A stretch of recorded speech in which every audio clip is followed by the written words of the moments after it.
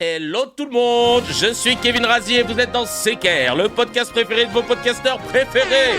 Toujours un honneur, un plaisir, un privilège de vous accueillir et d'analyser comment les médias parlent d'actualité, se taper des barres, parfois s'énerver, mais toujours dans le cadre des conventions de Genève. Et aujourd'hui, c'est le grand déstockage comme chaque lundi, quand il n'y a pas un truc qui s'est dégagé dans l'actualité, même si évidemment on parle tout le temps de l'Iran, de la guerre. On a quand même pas mal de choses à déstocker, comme c'est notre dernier jour de la semaine sur le Telegram. Et on va le faire ensemble, on va essayer de se taper des barres parce que j'ai des pépites. On a du Mila qui a agressé des gens dans la rue. Qu'est-ce que j'ai ? Du Shannon, c'est bon, Shannon, arrête. J'ai du dérapage chez Pascal Pro, le modérateur que je suis. Ouais, c'est le Black Thursday, exactement. Bref. On a beaucoup de choses, on va regarder ça ensemble. Mais avant ça, tu connais la tradition. On va lire un peu les messages que vous avez laissés sur le dernier épisode. Ah oui, d'ailleurs, avant même de faire les reacts, je voulais vous dire un truc de ouf. Ah ouais, là, il faut qu'on en parle.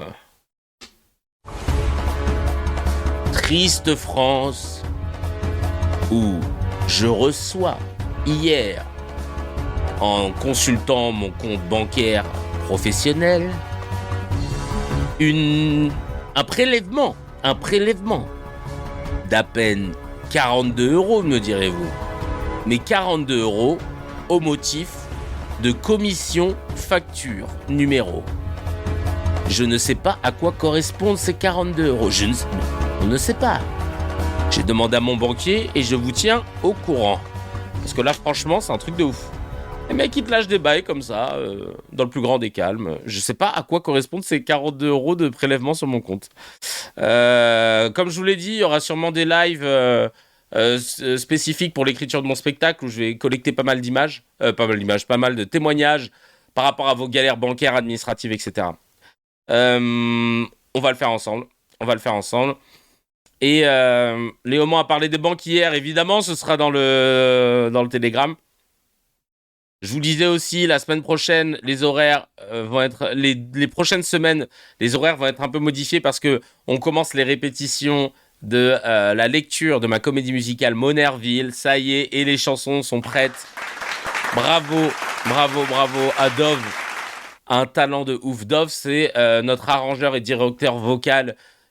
Franchement, je lui ai donné des compos, tu vois, que j'ai travaillé modestement dans ma petite baraque. Et il en a fait des masterclass. Et là, on va commencer à répéter pour la lecture. Alors, pour celles et ceux qui n'étaient pas là, parce que j'en avais déjà parlé, ou qui ne savent pas du tout ce que c'est tout court, une lecture dans le cadre d'une pièce de théâtre ou d'une comédie musicale, c'est l'étape intermédiaire entre le « j'ai une idée » et ça part en théâtre. C'est ça qui est plutôt cool dans le spectacle vivant, c'est que tu réunis des professionnels et tu vas lire soit toute ta pièce. T'as le texte sous les yeux, mais t'interprètes quoi quand même. Mais t'as le texte sous les yeux, il n'y a pas de costume, de mise en scène. Juste tu lis le texte pour que les gens puissent se rendre compte du truc et se dire bon bah vas-y, on veut le programmer dans notre théâtre, voilà machin. Donc tu réunis en général 30 ou 40 personnes, des professionnels, des théâtres, des prods, des proches, des comédiens, des comédiennes et tout. Et puis tu testes le texte. Nous, on va répéter parce que c'est aussi chanté, ma comédie musicale. Pour rappel, Monerville le musical, c'est un projet que je porte depuis 8 ans. C'est le seul projet que j'ai jamais lâché en 8 ans parce que j'y crois à fond. C'est l'histoire vraie d'un petit-fils d'esclave guyanais qui s'appelle Gaston Monerville et qui, long story short, aurait pu être notre premier président de la République. Et il est noir. À 2 reprises. Il a été président du Sénat pendant 21 ans. Autant vous dire que personne n'est au courant, il a aboli le bagne, on lui doit la création des dom-toms, il a été résistant, il a combattu les Allemands, il a défendu les Juifs dans les tribunaux en créant une jurisprudence Monerville qui a permis d'en faire acquitter pas mal pendant l'occupation. Il a vraiment une carrière de dingue, mais il a été effacé de l'histoire, notamment parce qu'il s'est clashé avec De Gaulle, parce qu'il n'était pas d'accord avec lui. Et il a préféré se faire oublier. Il a préféré en fait se faire cancel de l'histoire pour défendre ses convictions plutôt que de garder son poste de président du Sénat. Et c'est vraiment une histoire de dingue que je porte depuis 8 ans à coups de recherche, d'enquête, pour retrouver des gens qui l'ont connu, des historiens, machin. J'en ai même fait un seul en scène où j'étais avec mon piano que vous voyez derrière, mon clavier. où je raconte cette histoire, je raconte aussi la mienne, tous les échecs que j'ai pu avoir, etc. Et pourquoi je me reconnais dans Monerville et pourquoi j'ai envie que ce projet se fasse. Et là, ça y est, j'ai écouté les sons. Putain, je suis tellement ému, j'ai tellement hâte de pouvoir vous faire écouter. Parce que pareil, encore une fois, quand t'es un humoriste, que tu dis ouais, je vais faire une comédie musicale, hip-hop et en même temps musicale sur Gaston Monerville, genre les gens sont là mais what the fuck, c'est quoi et tout. Et donc il a fallu que j'apprenne le piano. J'avais 30 ans quand j'ai commencé à apprendre le piano. Avec un prof et tout. Mais je me suis dit, non, mais j'ai une idée en tête, il faut. Et aujourd'hui, quand je vois mes idées et mes textes sublimés par la magie de Dove, qui a vraiment tout. C'est un génie. C'est clairement un génie. Merci encore. Et ben, franchement, je suis trop fier du projet. Je suis trop fier de ce que c'est. Et vraiment, j'ai hâte de pouvoir montrer cette petite pépite. Voilà, je suis content. Merci beaucoup pour le soutien. Je suis content de vous en parler. Si c'est dans l'esprit Hamilton, grave chaud, bah, c'est ça qui m'a motivé à vouloir le faire. Mais j'ai voulu le faire avec du sens, tu vois. Parce que toutes celles et ceux qui ont voulu faire du Hamilton en français, ils se sont dit, allez, on va faire Molière, l'opéra urbain. C'était Dove Atia, tiens, qui avait fait ça. Et en fait, tu le prends pas par le bon prisme. Si tu veux faire du Hamilton et qu'après tu te démerdes, ah bah vas-y, on a quoi comme histoire? Bah on va faire Molière et vas-y, ça va rapper et tout. Mais en fait, là, c'est vraiment dans l'essence de Broadway. C'est-à-dire que c'est des chansons qui racontent une histoire. Parce qu'une vraie comédie musicale, la chanson, elle raconte l'histoire. Elle te fait avancer dans l'histoire. Alors qu'en France, souvent, quand on fait des comédies musicales, c'est des chansons qui sont isolables et qui peuvent être écoutées en radio. Et c'est pas ça une comédie musicale. Et donc là, ça va être la première fois en France, et je le dis, hein, et je le dis et je l'assume, hein, première fois en France qu'on a une comédie musicale originale, tout public, donc pas jeune public, vraiment tout public, qui mélange l'urbain avec les comédies musicales façon Broadway, avec des harmonies, avec des ruptures de jeu, etc. Sur une création originale et pas une reprise, sur une histoire française en plus. Donc c'est pour ça que ça me tient à cœur, c'est pour ça que je travaille dur sur ça. Et donc voilà, pour les semaines qui viennent, le calendrier va être chamboulé sur les CKR, mais on garde nos 4 CKR par semaine, quoi qu'il arrive. Il y aura sûrement des CKR qui se feront le soir, certains qui se feront pas le mercredi par exemple, mais le vendredi, mais tout ça, je vous préviendrai évidemment. Et j'ai trop hâte de vous faire écouter ça. Mais pour vous dire, enfin bref, moi Hamilton, je l'ai poncé, je l'ai étudié, j'ai acheté les bouquins qui décryptent que Lin-Manuel Miranda, l'auteur, a fait, qui décryptent chaque parole, machin. Bah, de toute façon, je sais pas si vous voyez au-dessus là, mais c'est que les personnages d'Hamilton, c'est la casquette qu'il a sorti en collab avec les New York Yankees, j'ai tout. Et en fait, dans Hamilton, et après on commence l'émission, ils font énormément de références. Enfin, Lin-Manuel Miranda, dans le texte, c'est énormément de références à la culture rap. Je prends juste un exemple, une des chansons les plus connues, qui est la I Want Song. La I Want Song en comédie musicale, c'est la traduction Je veux chanson. C'est normalement un incontournable dans une comédie musicale. Tu as toujours au bout de la deuxième ou troisième chanson une I Want Song. Très rapidement, c'est celle où ton personnage principal affirme son objectif, sa volonté, son rêve, etc. Dans Hamilton, c'est My Shot, où le personnage d'Alexander Hamilton te dit voilà, je laisserai pas passer ma chance, moi j'ai la dalle, moi je veux faire des trucs de ouf pour se payer, etc.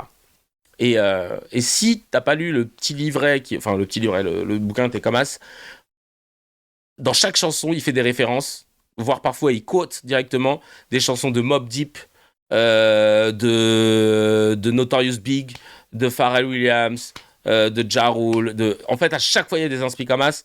Et ça, c'est parce qu'elle a la culture hip-hop. Et moi, c'est ce que j'ai essayé d'insuffler avec Monerville, mais avec nos rêves à nous.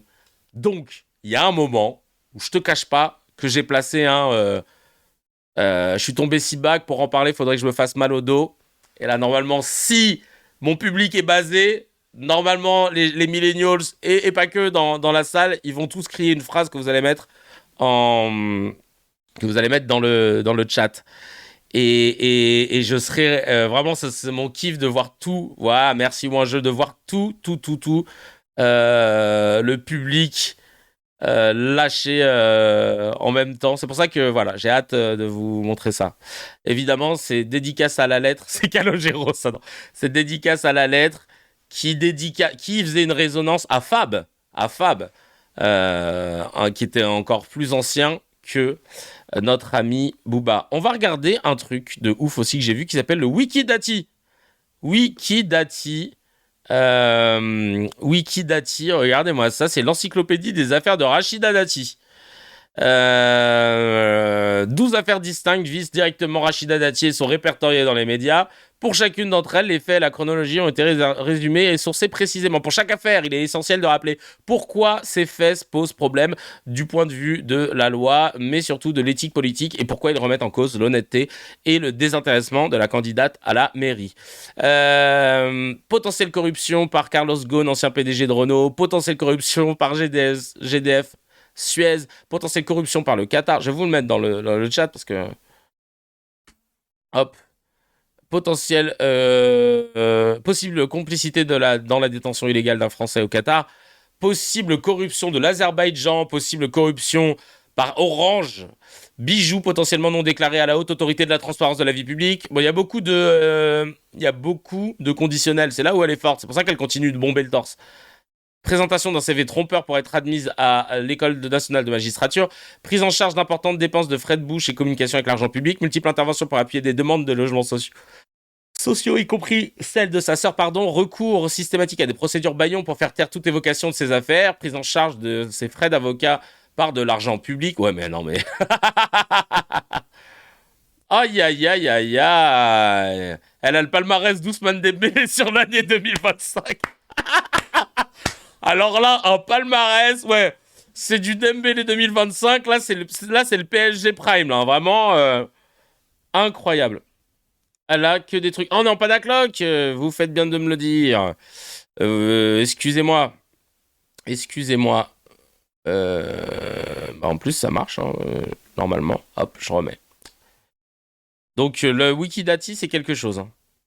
Le Wikidati, c'est quelque chose. Ouais, merci aux cracks de débarquer. C'est Datifiles, ouais, voilà, c'est ça. Ouais, désolé, j'étais en train de lire le truc. Et d'ailleurs, j'en profite. Est-ce que vous voyez là en bas à gauche de l'écran, il y a écrit Tipeee, dernier tip. Et regardez bien, il y a écrit Marlise, 100 €. Je tenais à remercier encore une fois Marlise pour les 100 €. Mais tu es malade. Merci mille fois. Merci mille fois pour le soutien et à toutes celles et ceux qui soutiennent avec Tipeee selon leurs moyens et celles et ceux qui soutiennent sur Twitch ou même ceux qui n'ont pas d'oseille et qui se mangent les pubs. Comme tu connais la technique, je le dis, je le répète, t'as pas d'oseille, tu veux soutenir, il n'y a pas de problème, tu peux le faire.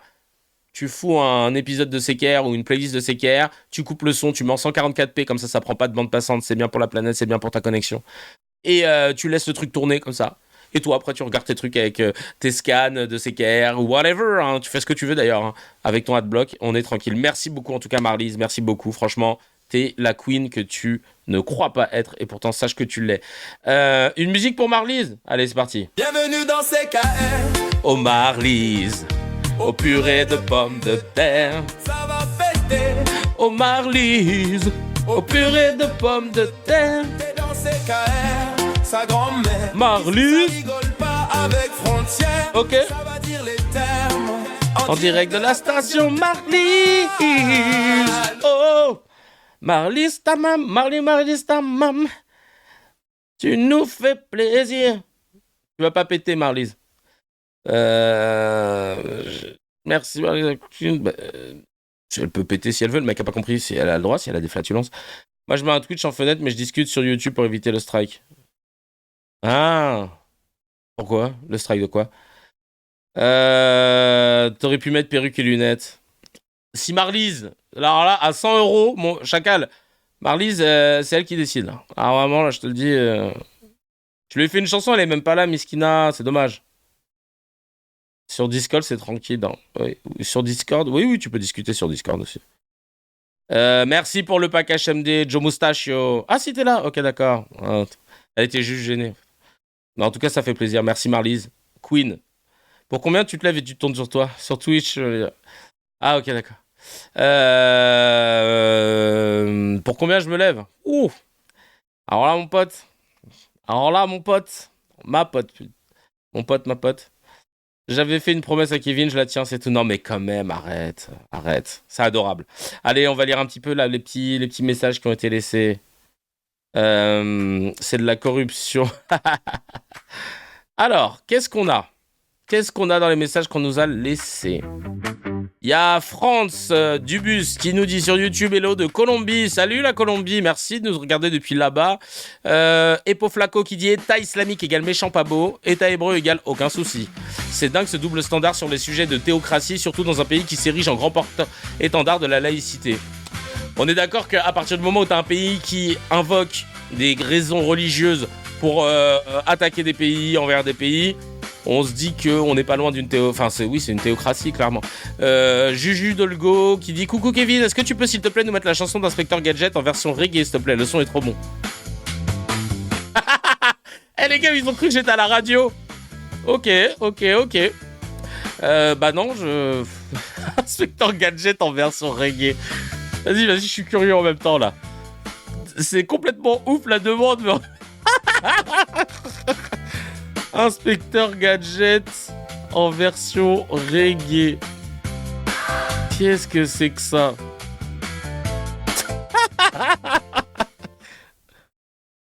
C'est parti.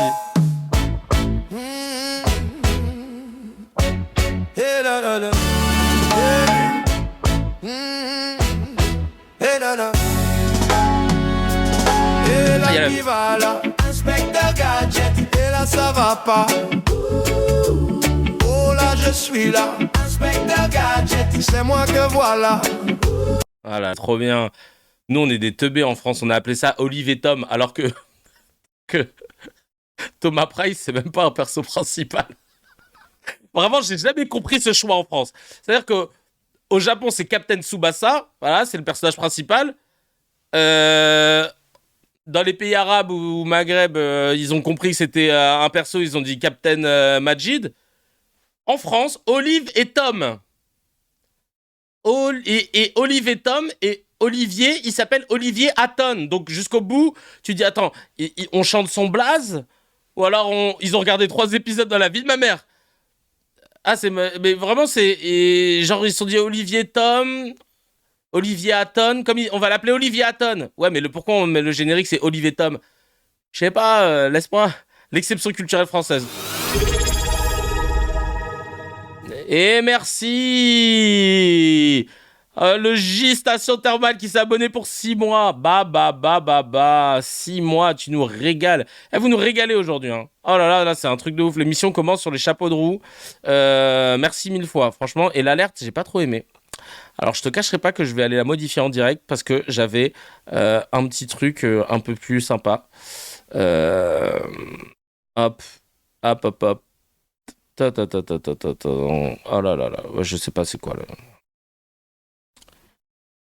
Allez, voilà, c'est ça. Allez, visuel, sonore, je vais vous mettre un petit truc mieux quand même. Voilà, on va vous mettre un petit truc. Attends, ça c'est quoi?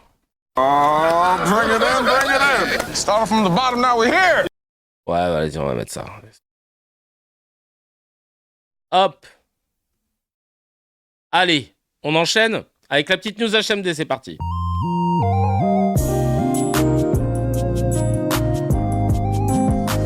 Et oui, Cayenne Pile, vous avez la rêve, exactement. La petite news, maybe HMD, c'est pas du HMD, c'est pas du Hamdoulillah, genre ça y est, c'est fait. Mais il semblerait que le ministre des Affaires étrangères, Jean-Noël Barrot, comparaîtra peut-être devant la Cour de justice de la République pour avoir relayé à l'Assemblée nationale des propos mensongers. C'est la question qui maintenant est entre les mains de Rémi Hetz, le procureur général de la Cour de cassation. Il a été saisi ce mercredi 4 mars dans un signalement pour diffusion de fausses nouvelles par l'association des juristes pour le respect du droit international. Jurdi, voilà, ça c'est l'association. Le plus haut représentant du ministère public et de l'ordre judiciaire devra décider s'il transmet ou non à la chambre des requêtes de la CJR la demande, et s'il en décidait ainsi, ce serait une première contre un ministre en exercice. On n'y croit pas? Si on n'y croit pas un instant, moi, je suis un éternel optimiste. Donc tu connais, sur un malentendu, oui, il y a trop de si. Oui, bon, ouais, pas obligé de casser l'ambiance, là, comme ça. C'est vrai, il y a beaucoup de si. Il va rien avoir, mais le fait de se dire que, voilà, tu vois, si ça arrive, bien fait pour sa gueule. Voilà, l'idée c'est de ça, c'est de se dire, ça arrive, bien fait pour sa gueule. Mais c'est vrai qu'il y a beaucoup d'impunité. Et c'est pour ça qu'on a besoin de changer de république quelque part. Parce que tant qu'on n'a pas une classe politique qui est jugée comme les autres, comme tous les autres citoyens, mais qui est au-dessus des lois, qui a autant de privilèges, les gens ne seront jamais à l'aise. Il est temps. Moi, j'ai vu depuis que j'ai vu le spectacle La fleur au fusil sur la révolution des œillets dans les années 70, si je dis pas de bêtises, au Portugal, ils ont réussi à faire la révolution contre la dictature fasciste de Salazar sans utiliser d'armes. Bon, il y avait l'armée, du coup, qui avait réussi à prendre le vrai sens de sa défense, à savoir défendre le peuple. Je suis sûr qu'on peut le faire. En plus, tout est parti d'une musique qu'ils ont enregistrée en France pour la ramener machin et la diffuser à la radio et tout. En plus, il y a le côté musique et tout, moi ça me parle. T'imagines, on produit un son, tu fous le son là, tu pirates les antennes de France Info, France CNews, BFM machin, le son il est diffusé et c'est le son de la révolution et tous les Français ils font ok d'accord. Qu'est-ce qu'on mettrait comme son d'ailleurs? Ouais, je rêve. Mais quel est le son qui ferait que tout le monde va turn up? Ça, c'est un vrai truc. Ça, c'est un vrai truc à. Quel son? T'imagines Aïcha? La lettre. Ah non. J'avoue, le son que tu mets, c'est pour ceux. Pour ceux qui bougent. Pas pour ceux qui chient dessus, qui se tapent. Ah bah, laisse tomber. Laisse tomber. Ou la rage de Kenny Arcana. Ouais. Ou alors les sons à l'ancienne de Gradio. On n'est pas tout seul, on n'est pas tout seul, on n'est pas tout seul. Oh. Ou alors ouais. Ouais, bref. La musique d'attente de la Poste. Oui, ça nous correspond plus. Allez, douce France, hein, c'est beau ça aussi. Allez, on enchaîne tout de suite avec, parce que là on a du lourd, hein, le grand déstockage.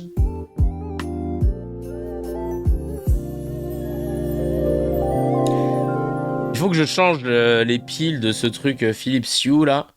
Et la dernière fois, j'ai cru que j'avais la bonne taille. Et vraiment, c'est du n'importe quoi. Tu sais, les piles plates là. Donc, c'est un truc qui rentre dans. Ça, c'est un petit interrupteur. Les piles plates, Zarma, tu sais, c'est pas comme les piles AAA, où tu vois la différence. Frère, ils ont créé des piles plates. Genre, celle que j'ai achetée, elle est trop petite, mais genre de 1 millimètre. C'est-à-dire qu'elle rentre bien et tout, mais tu vois que ça connecte pas comme il faut. Tu dis, mais les frères, faites des formats conséquents. Qu'est-ce que tu nous fais des formats qui sont à 0,5 là? On n'est pas en physique-chimie, mon frère.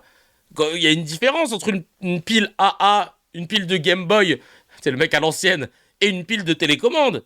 Là, chacal, tu nous fais, alors non, ça c'est une pile plate 0,5, il faut prendre la 0,5.1. Tu fais, frère, ça m'a rendu ouf. Achète une loupe et regarde la ref. Ouais, c'est ça, vraiment. Envoie d'une pile par Bluetooth en chargement passe. Une petite boulette d'alu, ça peut faire le truc. On connaît jamais le diamètre. J'arrive pile au bon moment, me semble-t-il. Excellent! Bravo! Bravo. Non mais voilà, ça... Allez, on commence avec le grand déstockage aujourd'hui. Pas de scan, on va déstocker tout ce qu'il y a. Hello YouTube d'ailleurs. Hello YouTube. Aujourd'hui, on va déstocker tout ce qu'il y a. Mais avant, on s'abonne, on clique sur cette putain de cloche là. On clique sur s'abonner, on donne de la force. On a une chaîne YouTube incroyable, 325 000 abonnés. Et on fait pas moins de 4K de vues par vidéo. C'est incroyable. C'est fatigant. Ça fait quand même bientôt 200 épisodes. Il y a un moment où je me suis dit, l'algorithme, il va comprendre ce qu'on fait. Il va comprendre que ça y est, la chaîne est réengagée 4 fois par semaine. Non, chacal. Jusqu'au bout, l'algorithme, il dit non, les gens veulent pas voir ce que tu proposes. Voilà. Il n'y a pas de problème, moi, je lâcherai pas l'affaire. Hein. Parce que toi, si, chacal, on débranche un serveur, tu n'existes plus. Moi, si tu veux me débrancher, va falloir me couper la tête, ok? Allez, c'est parti. Cliquez. Ouais, comme dirait... Morsaille, cliquez, bande de... Alors, on commence avec Antoine Léaumont. Tiens, on en parlait tout à l'heure, qui a dit les termes par rapport à la banque. On écoute ça tout de suite. On adore les interventions de Léaumont. Vous faire une confession. Avant, j'étais de droite. Eh bien, ce qui a merdé, c'est la crise des subprimes. La crise des subprimes en 2008 a été le fait des banques qui avaient fait n'importe quoi et qui, finalement... ont dû être sauvés par les États. Les États ont sauvé les banques. Les banques se sont mises, après cela, à spéculer contre la dette des États en raison de la crise qu'elles avaient elles-mêmes créée. Conclusion de cette situation-là, monsieur Nicolas Sarkozy, président de la République, a décidé, en raison du déficit ainsi créé par les banques elles-mêmes, de faire une réforme des retraites. Et là, Sarkozy m'a convaincu d'être de gauche. Parce que, honnêtement, se dire que la responsabilité qui venaient des banques étaient ensuite celles de l'ensemble des citoyens de la République française pour éponger le déficit qui venait d'une crise créée par les banques elles-mêmes, d'une crise sociale et d'une crise économique créée par les banques elles-mêmes, m'a convaincu de faire autre chose que les méthodes désastreuses mises en place par la droite pour éponger les déficits. Et notamment de regarder ce qui, dans cette période-là, s'était extrêmement enrichi.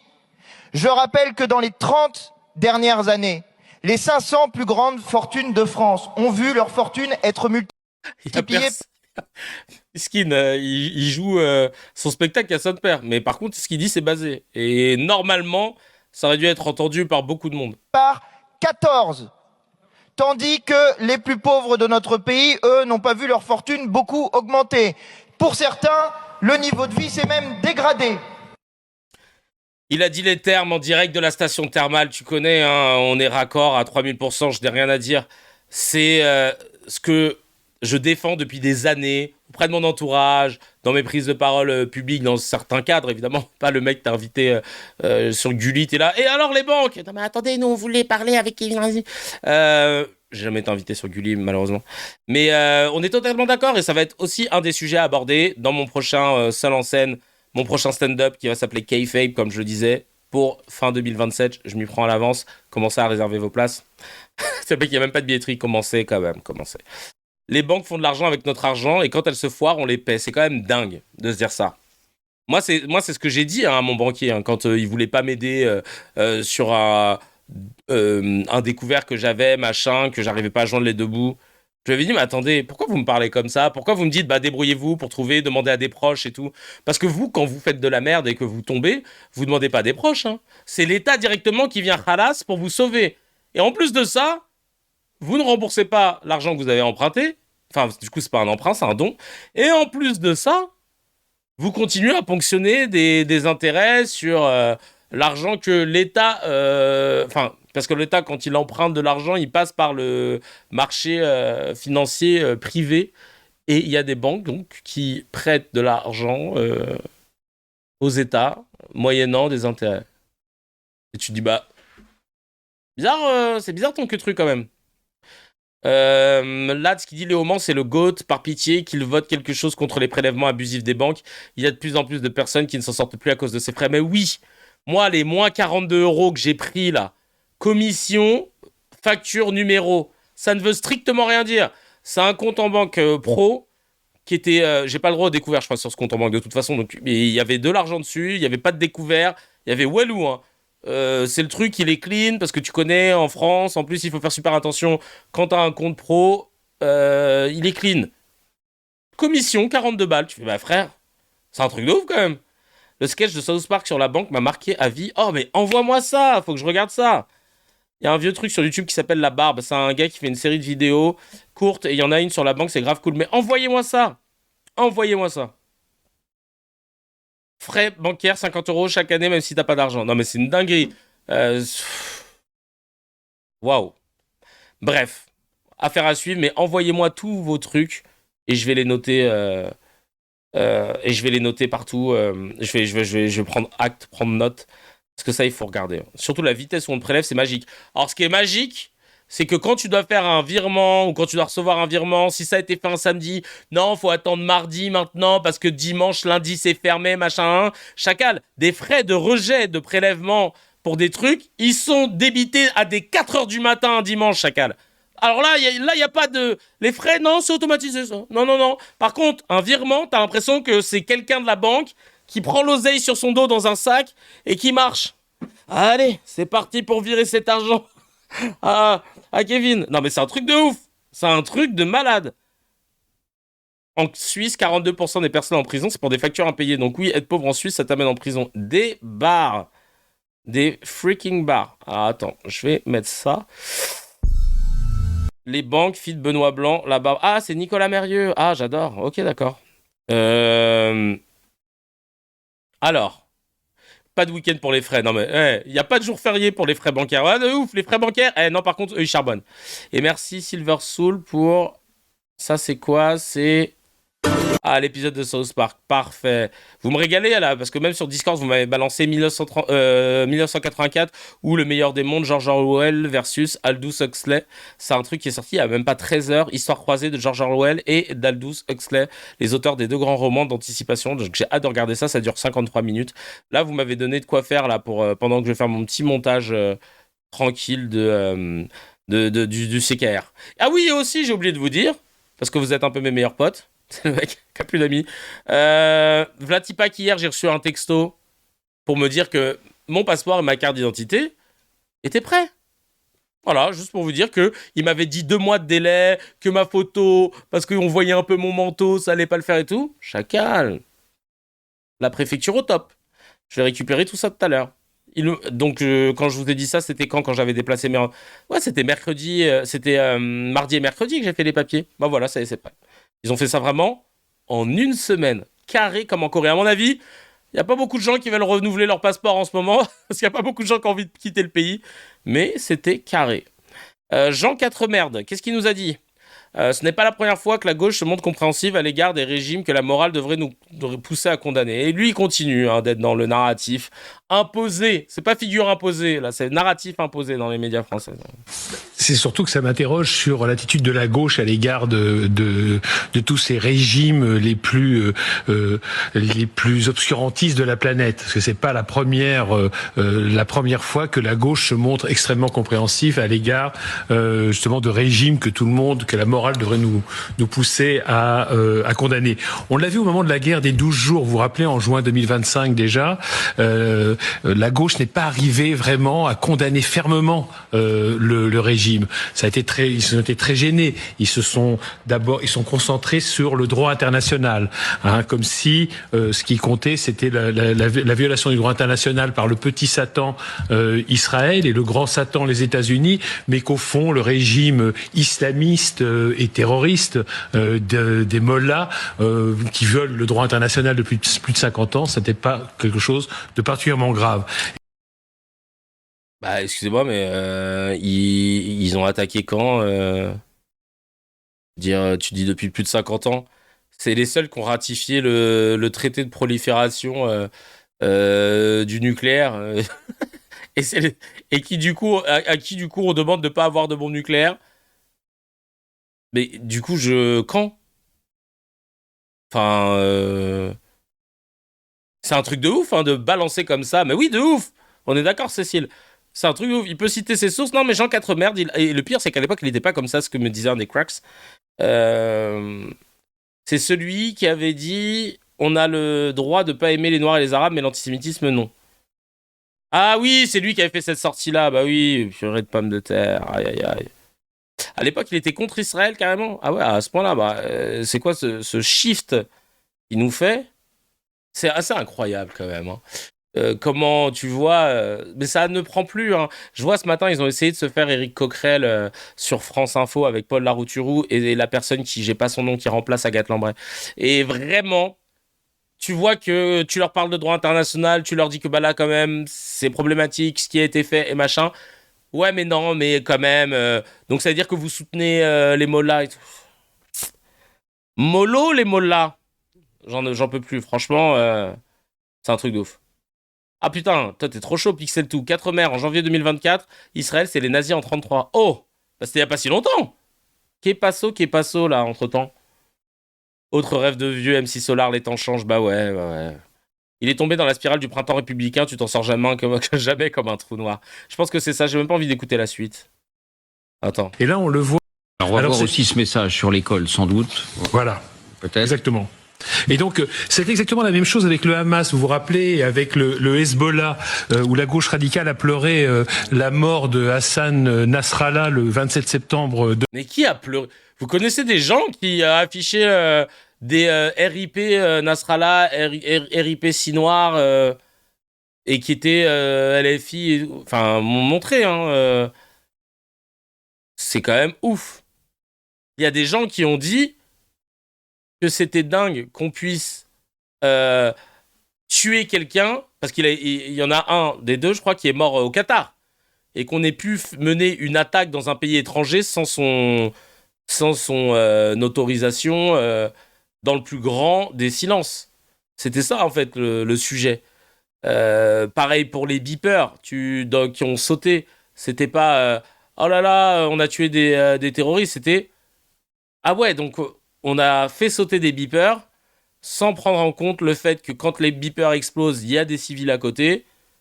Tout ça en mode tout ce qui compte, c'est de détruire et de louer cette attaque-là. En fait, tout est une question de narratif. Et là, on est arrivé à un niveau de non-subtilité du narratif où, grâce aux réseaux sociaux, les gens se rendent compte en fait que ah ouais, mais en fait, c'est comme je vous l'avais dit hier, quand tu racontes une histoire, tu peux lui donner la teneur que tu veux. Regarde, t'as une boîte, tu travailles dans une boîte, t'as 2 collègues qui sont embrouillés. Demande à tes 2 collègues de te raconter l'embrouille chacun de leur côté. Genre, t'en as un qui va dire non, il est venu. Il a posé ses feuilles sur ma table. Je lui ai dit non, mais excuse-moi, en fait, je suis assis là. Et là, il m'a dit bah c'est bon, ça va, je savais pas. Et il a pris les feuilles, il s'est barré. Et tu vas voir l'autre, il va dire bah je suis venu et moi je savais pas qu'elle était assise là. Et donc je posais mes feuilles. Et elle m'a dit je suis assis là en fait. Et là je me suis dit oh ça va, bah je les enlève, y a pas de souci. Et puis je me suis barré quoi, c'est tout. Et en vrai tu te rends compte que les gens c'est pareil dans les médias. C'est exactement ce qui se passe. Il n'y a pas de gentil ou de méchant, et c'est ce qu'Éric Coquerel essayait d'expliquer ce matin sur France Info, mais les gens ne voulaient pas l'entendre. Votre truc, il marche pas de nous dire nous, on était là, gentils, puis d'un coup, un État qui est méchant. Hein. Les gens sont nés méchants et ils ont voulu nous envahir. Ils ont voulu nous tuer. Non, ils l'ont pas fait, mais en fait, on a flippé parce que tu sais, comme ils ont brûlé notre drapeau et tout, donc on s'est dit ouais, donc on les a attaqués, mais stratégiquement pour être sûr qu'ils nous attaquent pas, quoi. Et de l'autre côté, tu dis, bah, en fait, il y a un État, il nous a bombardés. Voilà. Un État qui nous aime pas, on les aime pas, il nous a bombardés. Bon, bah voilà. C'est vraiment comme ça que tu racontes les bails. C'est vraiment exactement comme ça. Ah oui, c'est pas exactement la même chose. Je vois le truc par rapport à Cyprien Gaming, enfin le Mixicom, là, le documentaire de Ludoc, mais c'est pas exactement ça, là. Bref. On enchaîne. Avec déjà les commentaires, qu'est-ce qui a été dit? Leïla qui nous dit ah oui effectivement une vraie merde. Bon bah comme d'habitude ça déballe les propos de la même propagande et on oppose démocratie à islamiste terroriste et c'est plié. Exactement. Exemple, un collègue subit un harcèlement moral d'un supérieur, le patron dit qu'il n'y a rien, je balance un mail caustique à une juridique, j'ai le droit à une enquête pour harcèlement. Putain bah c'est un truc de ouf hein. Je suis à un job dating, ils ont mis YouTube dans la salle d'attente, je suis à 2 doigts de choper la télécommande pour leur mettre CKR. Oh ce serait tellement drôle. Et moi je dirais bonjour au job dating, je dirais bonjour tout le monde, vous cherchez un job, j'espère que vous allez bien, sachez que vous n'allez pas tous être pris, mais ne vous écrasez pas, d'accord, pour obtenir un job, restez digne, ne vous inquiétez pas, CKR, SARL vous embauchera, Inch'Allah, dans quelques années. Je vais le faire, attends, je te dis. Elle est trop forte, Cécile. L'une de nos cracks modératrices en chef, elle est trop forte. Job dating, de mots que j'aime pas. On enchaîne avec CNews. Ah, CNews, vous savez qu'en ce moment, ils sont en galère d'audience parce que depuis le début de la guerre au Moyen-Orient, CNews a tenté d'envoyer des gens sur le terrain parce que toutes les autres chaînes en ce moment, avec la crise en Iran, qui sont au taquet, LCI, BFM, etc., depuis une semaine, eh ben, ils ont des envoyés spéciaux, etc., etc. Et CNews, ils n'arrivent pas. Ça, ils maîtrisent pas le vrai journalisme de terrain et tout. Et là, on voit leurs limites. Ce n'est pas une chaîne d'info. Et donc, pour y pallier, oh bah, merci beaucoup pour les montages. C'est CapCut, hein. Vraiment la version pro, évidemment, parce que c'est bâtard, la version gratuite, ils ont tout enlevé. Et donc, CNews, avec des audiences en berne, alhamdoulilah, s'est dit, vas-y, on va envoyer une équipe sur le terrain. C'est la première fois qu'ils font ça. Hein. Première fois qu'ils font ça. Et ils ont envoyé qui? Le fameux Jordan Darocha Florentin et les équipes de Frontières Médias, évidemment, pour aller couvrir la guerre depuis Israël. Mais être journaliste, c'est un métier, surtout reporter sur terrain, reporter de guerre. Encore plus quand on est dans une zone vraiment conflictuelle. Et Jordan Florentin, Darocha s'est rapidement retrouvé confronté à ses propres limites. Duplex, pas préparé, bégaiement intempestif, micro-main partout sauf devant la bouche. Carrément, il a été coupé par son gars sûr, Gauthier Lebray, qui lui a dit que là, on n'arrive pas à t'entendre, Chacal. Ah, eh ben, gros bisous à la maman de Cécile. Merci de nous regarder. On va regarder cette vidéo incroyable de ce, bah voilà, de voir que si vous aviez un doute, voilà, le CNews n'est vraiment pas une chaîne d'info, elle n'est pas outillée pour ça. L'Arcom n'aurait pas dû, et pour plein de raisons, renouveler sa fréquence de plein de raisons légitimes. Et aujourd'hui, on se rend compte que le fameux cahier des charges, que CNews et toutes les autres chaînes qui ont une fréquence sur la TNT, qui l'ont eu gratuitement, cette fréquence, je le rappelle, ont dû signer. Tu vois bien que le cahier des charges, ben, il n'est pas respecté. Et puis, ben, on a un télégramme long comme mon bras de manquement de la part de CNews. Mais comme vous le savez, l'Arcom, pour regarder un extrait de 2 minutes et le contextualiser et pouvoir rendre une décision, il leur faut au moins 6-8 mois. Pour rien. Parce qu'encore une fois, hein, c'est pas comme si tu faisais une enquête judiciaire ou criminelle pour savoir, attends, on doit retrouver des traces d'ADN, analyser, machin. Non, là, chacun, t'as une séquence. Il y a un mec qui dit, ah, j'en ai marre des noirs. Et tu peux regarder 10 minutes avant, 10 minutes après. Ça te prend pas 6 mois. Ça te prend normalement, allez, 1 heure grand max, le temps de délibérer avec tes équipes pour dire, bon, bah là, il y a sanction. Bah non. C'était une nuit plutôt calme. Et puis là, vous montrez aussi l'impact que tu as pu avoir, le missile qui a frappé du mec que tu avais vu sur le quartier ici résidentiel. Avant que ces missiles, évidemment, avec les aiguilles qui sont propagées partout, souffrent l'intégralité des grilles pour le quartier. Vous voyez. Benjamin, on va voir le reportage de Jordan Florentin et vous allez lui expliquer qu'il faut qu'il parle bien dans le micro parce que sinon, on va pas s'en sortir. Premier reportage sur justement l'immeuble. Ah, il est dégoûté, là. Là, c'est quand le gars est en train de lui dire, en fait, on t'entend pas, c'est nul ce que t'es en train de faire, là. Ah bon? Et moi, je croyais qu'il suffisait de marcher, de montrer des trucs pour pouvoir montrer que j'étais un grand reporter. T'as pas ta carte de presse, chacal. Mouf! C'est bon. Ça suffit maintenant, là. Oh. Incroyable. Oh, la faillite. Note sur 10 pour la perruque de Darcha. Ah, il l'affiche en direct. Il l'a affiché en direct. Ah ouais, non, mais ça va pas du tout. Ça va pas du tout.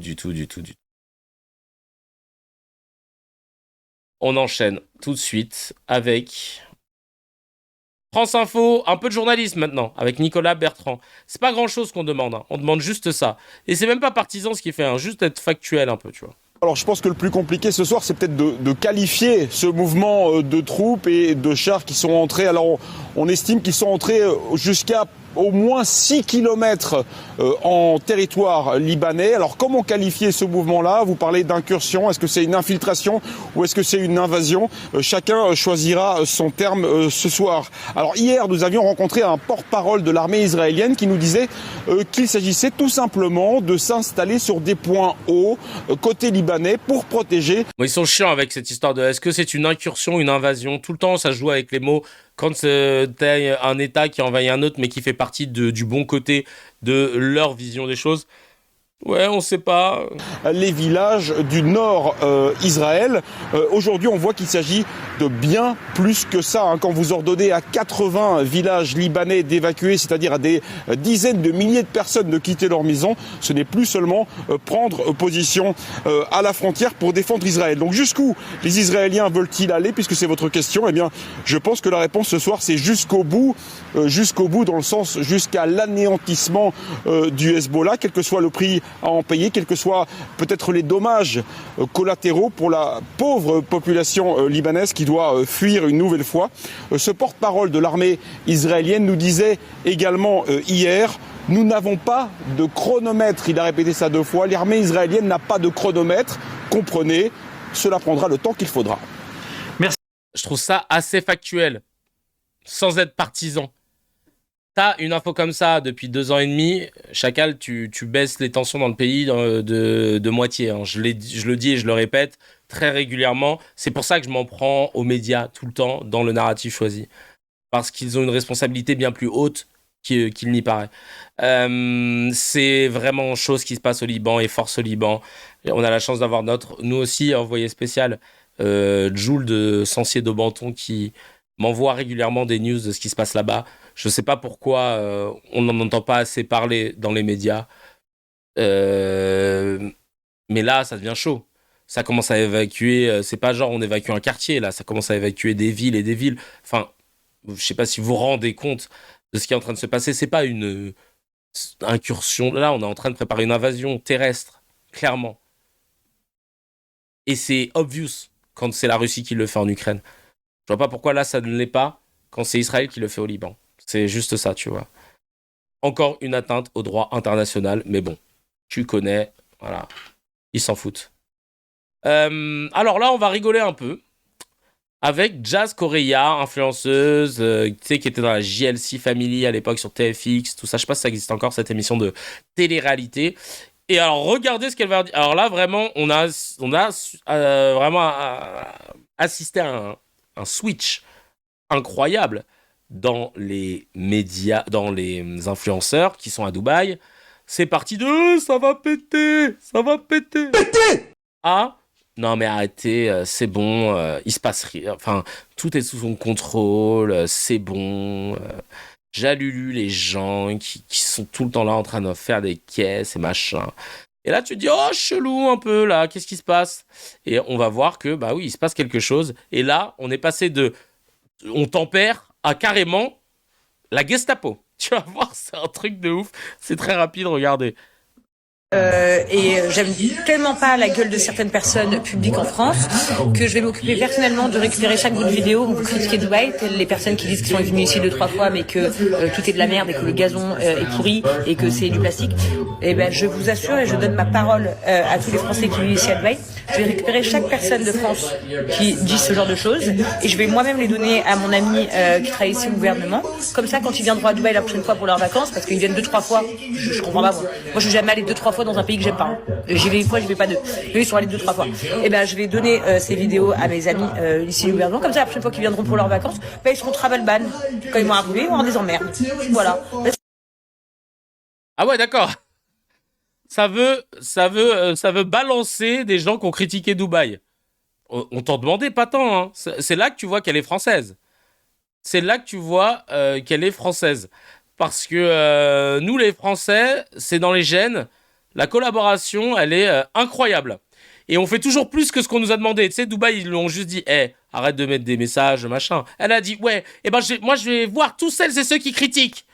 Et puis, je vais le balancer. » Ah oui, non, mais, on n'en demandait pas tant. Hein. Tu sais, c'est comme vraiment sous l'occupation, quand le Vichy a décidé non pas de livrer les hommes de confession juive, mais de livrer aussi les femmes et les enfants, alors que les nazis leur avaient pas demandé. Ils ont dit non, ça c'est la maison qui offre, ça nous fait plaisir. Alors on a eu une petite prise d'initiative personnelle, bah là on voit clairement que c'est génétique. Prise d'initiative personnelle, je vais balancer toutes celles et ceux qui critiquent Dubaï, machin. Il y a F dans le F qui dit le coup de 12 qu'ils ont pris par les autorités est très efficace, la vie de ma mère. Ah, vraiment, ouais, c'est n'importe quoi. Vraiment n'importe quoi. On enchaîne avec... Oh, attends, je viens de voir que Marlise a lâché 100 balles sur le Tipeee, mais ouais, je big up à elle de ouf. T'inquiète, on lui a fait une chanson, on a tout fait. Mais ouais, big up à Marlise, évidemment, pour les 100 euros. Et sachez que même à 1 euro, c'est déjà énorme. Et même quand vous mangez des pubs pour soutenir CKR sur YouTube, c'est déjà énorme. On continue dans le What the Fuck. On était avec Jazz qui se transforme en Gestapo. Et là, maintenant, on a Melania Trump, la femme de Donald Trump. Vous allez m'expliquer pourquoi, comment et sur quelle base elle a pu faire ce qu'elle a fait, à savoir présider le Conseil de sécurité de l'ONU.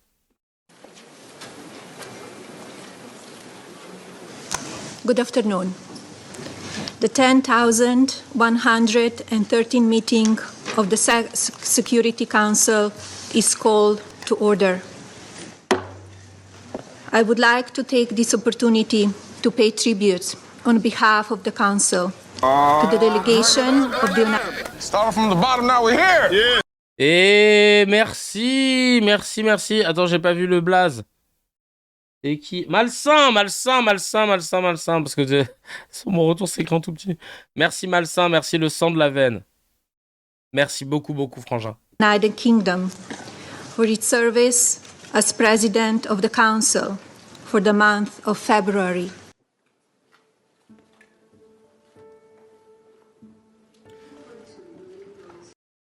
Là, ils disent, c'est la première fois que l'épouse ou l'époux d'un président ou présidente en exercice préside une telle réunion. Non mais c'est dingue, on en est où là?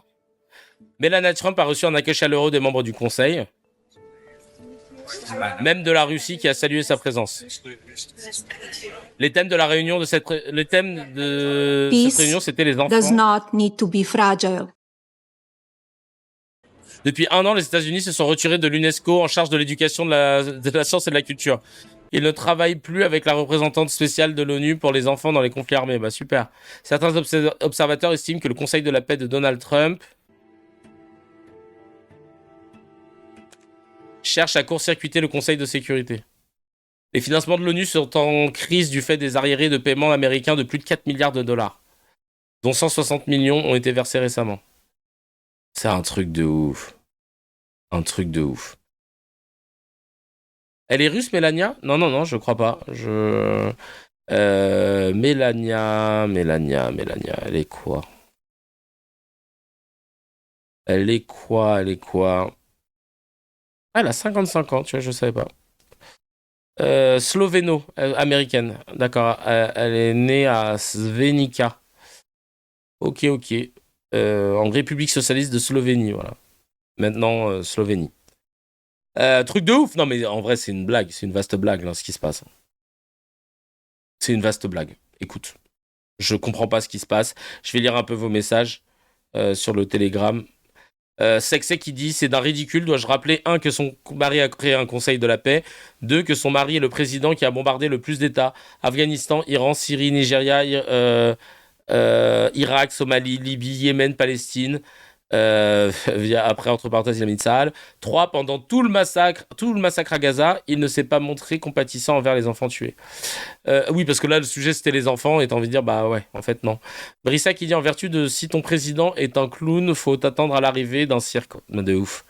Alpha qui nous dit, on se croirait dans House of Cards quand Frank Underwood envoie sa femme Claire Underwood aux Nations Unies. Ah ouais, j'avais pas vu ce truc-là. Je n'ai jamais compris, nous dit Marlys, pourquoi les premières dames avaient des rôles dans le gouvernement. Il en va de même pour Brigitte Macron. Pour ma part, c'est la première preuve qu'on vit dans une monarchie déguisée. Totalement. Kevin qui dit l'hypocrisie de la schizophrénie et la schizophrénie occidentale dans toute sa splendeur. Catherine qui dit elle devait surtout faire ce discours à son propre mari. Ensuite... Ouais, bah voilà, c'est tout. Bref, en tout cas, franchement, c'est un truc de dingue.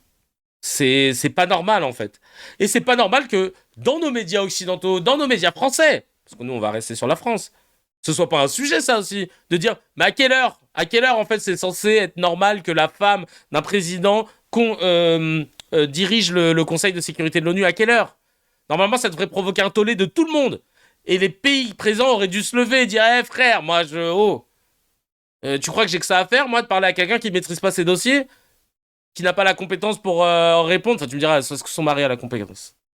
En vrai, on est arrivé à un niveau, là... Va vraiment falloir relever le niveau pour les générations futures, parce que c'est très compliqué. Là... Mais ça, c'est passé dans le plus grand des calmes.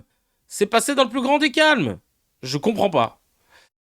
Donc ouais, vraiment, monarchie assumée, quoi. Les monarques assumés. On enchaîne avec l'ambassadeur d'Israël en France, Joshua Zarka, qui était là pour dire qu'il y avait moins de tirs iraniens parce qu'ils sont super forts. Et ironie du sort, il a été interrompu par son téléphone qui lui a dit « Attention, il y a une menace qui arrive là. » Ah merde, bah ouais, coupe ton portable quand tu veux faire de la propagande. Vous avez toujours ce soir cette inconnue importante de ne pas savoir exactement quels pourraient être les stocks de drones, les stocks de missiles du côté iranien. Non, je pense que nous avons une très bonne idée de ce qu'ils ont encore. C'est-à-dire ? C'est pas le genre de choses dont on parle sur un plateau. On se souvient que des responsables israéliens avaient expliqué comment la moitié des stocks avaient été détruits. Ça, c'est mes enfants. Alors, que dit l'application ? C'est un missile qui va vers Tel Aviv. Et l'autre qui va vers un village dans lequel...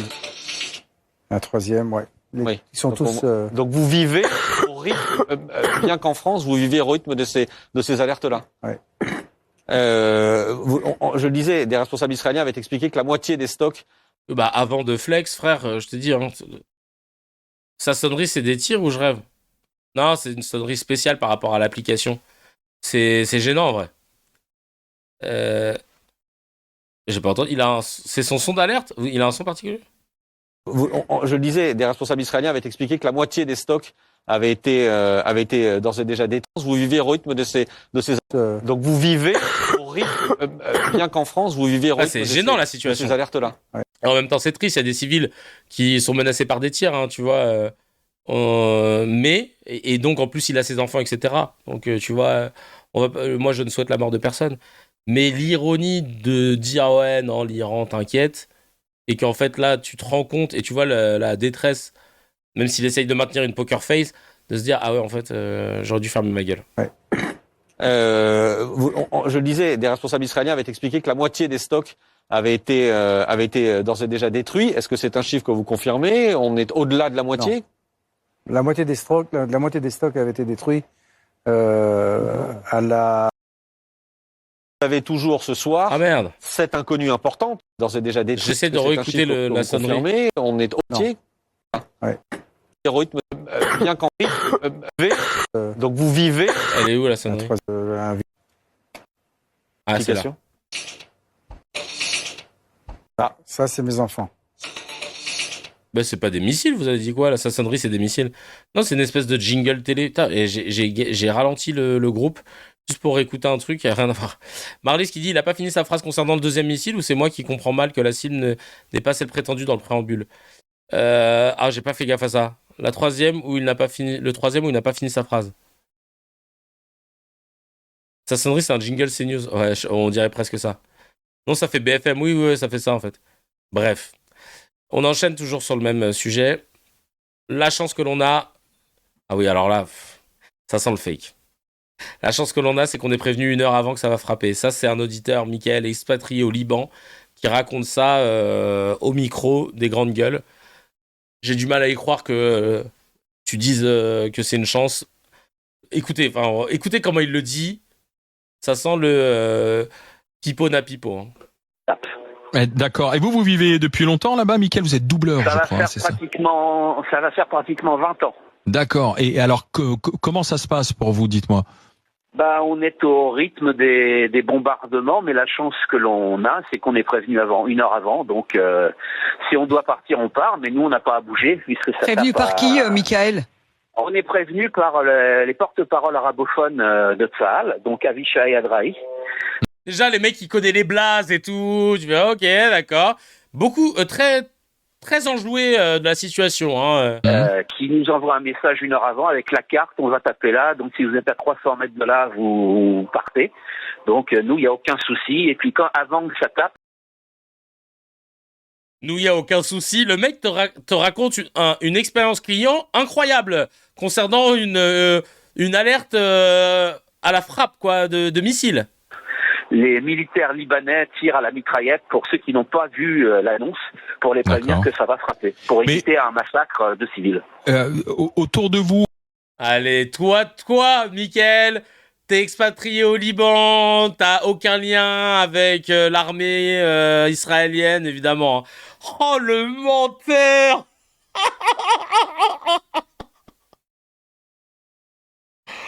Oh, Jules, j'espère que t'entends ce mensonge. Oh là là là là là là, la propagande malade. Ben oui, être prévenu 1 heure avant, c'est clair que pour préparer une fuite et quitter la zone de tir, c'est large. Bah ouais. Non mais, même dans leur mensonge, il n'y a rien de cohérent, mais de ouf.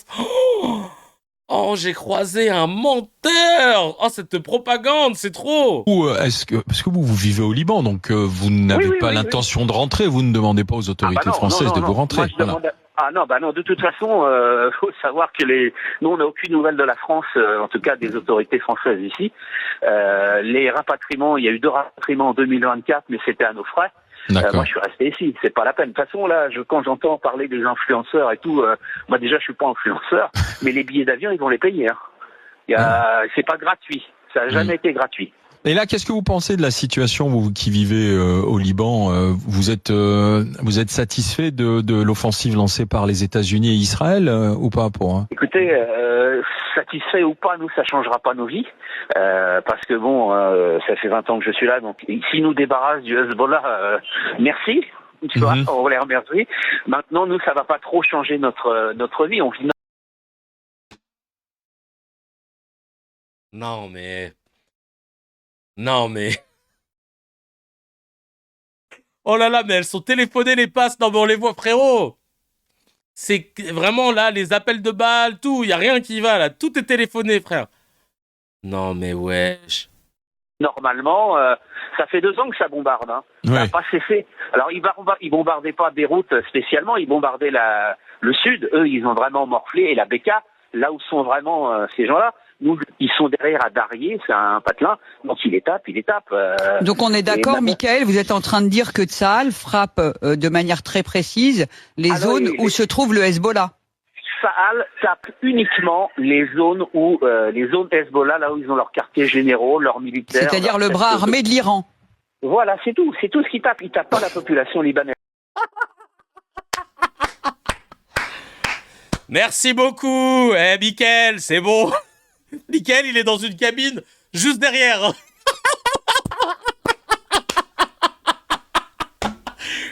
Mickaël, c'est bon, tu peux revenir. C'est bon, on a coupé, t'inquiète pas. Ah non, Tsahal, il ne tape que le Hezbollah. Ah non, ouais, il ne s'en prête pas à la population. Mais oui, mais toi, je fais partie de la population. Ouais, c'est pour ça. On a 1 heure pour on a 1 heure pour évacuer, c'est quand même large. Je veux dire, tu reçois... T'étais en train de taffer et tout. Dans 1 heure, on bombarde ton quartier. Ok. Les enfants, vous prenez votre sac. On a 1 heure. Non, c'est bon. Non, ça roule bien. Faut juste s'écarter 300 mètres. Ou, je sais pas. Mais attends, on a la chance de savoir qu'ils vont tirer. Allez, hop, machin. Non, mais...